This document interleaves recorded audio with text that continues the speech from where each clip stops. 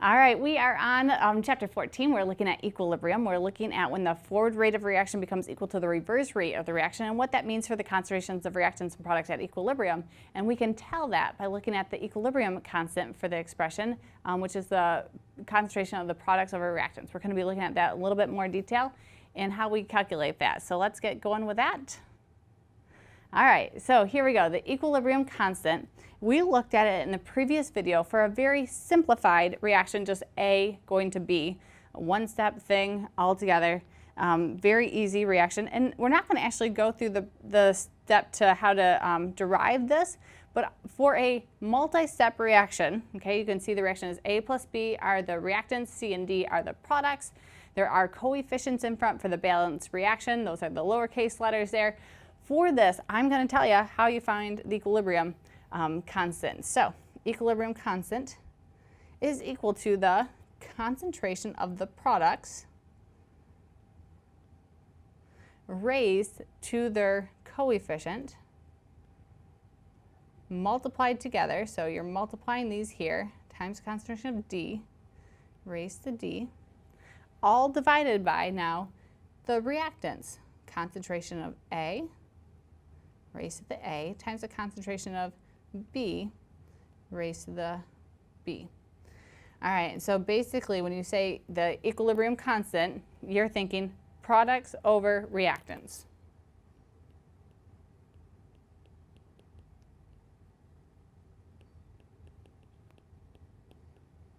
Okay, and remember those little brackets mean concentration of, and so it's raised to the right thing. So you're multiplying C raised to C times D raised to D divided by A raised to A times B to B. So that is how you go about doing these. Now for multi-step ones, let's do some practice with some real examples in this next one. So here we go. Let's write the equilibrium constant equation for these reactions. You can see we have two reactants, two products. So all we need to do is have a balanced equation, and we can write the equilibrium constant equation. This is going to be equal to the concentration of our products multiplied together, all divided by the concentration of the reactants.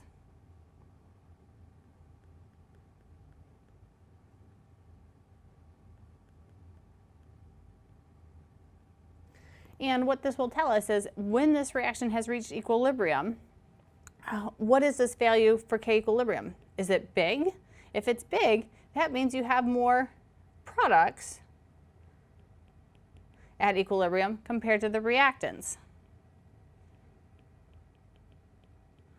That tells us that the equilibrium lies to the right. Okay, it's very product favored. Let's do another example, and one thing I want to make a note of just right now to get it into your head, because in the last video of this we're going to talk about this again. All of the species, all the reactants, all the products are in the same phase. Do you see that? They're all in the gas phase. And that's going to become important a little bit later. Okay, right now I just want you to get able to write these out, but do pay attention a little bit as you're doing it to having these all in the same phase. All right, the next one, let's do this one. We have reactants SO2 and O2, and our product is SO3.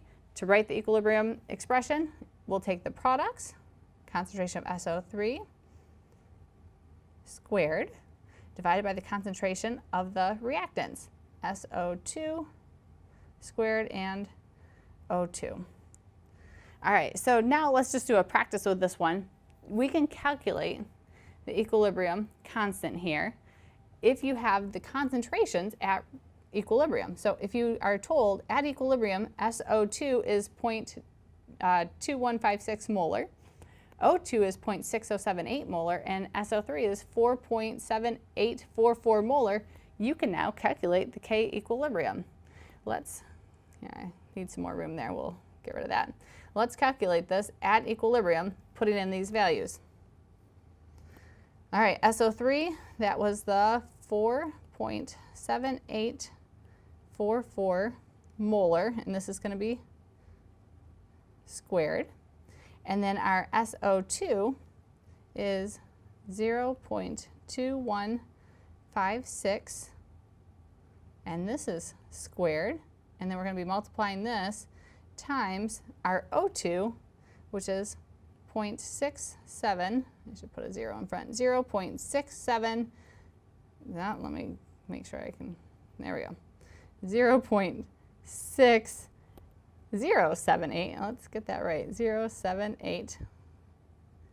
And then that's not squared at all. All right, get your calculators out, plug in your answer, and when I solve for this, I got 810.2. Now, one thing you might think, okay, that was molar squared divided by molar squared times molar, so it would be molar to the -1. Now, oftentimes when you have an equilibrium expression, you do not put units on that. So these are often expressed without any units on it. All right, this number though, let's look at it. It is a fairly large number, okay? It's greater than 1, and that tells us something about when this reaction reaches equilibrium. Where does the equilibrium lie? Okay, do you have more product concentration, or is the product reactant equal, or do you have more reactants?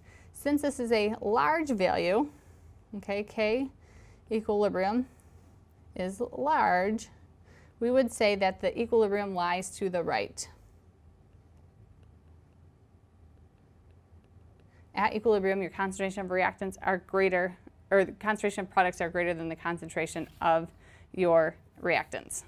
All right, that tells us some important information. Now, how do we know if it's large or small? Here's a table from the book, or a figure from the book, and this kind of is trying to tell you equilibrium expression, products over reactants. Usually, if you say that this is greater than 1,000 or 10 to the third, we say, oh, it totally favors the products. If it's a very small value, you would say, hey, it favors the reactant side.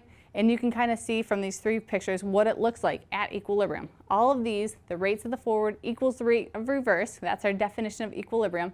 But that doesn't mean that the concentrations are equal to each other. Sometimes they might be, but that's not always the case. So make sure this picture right down here is something that you can understand. And let's answer one more question here. All right, so here is a bunch of values for K equilibrium. Which one would you expect to lie farthest to the right-hand side? So pause, think about it, and come back in a second.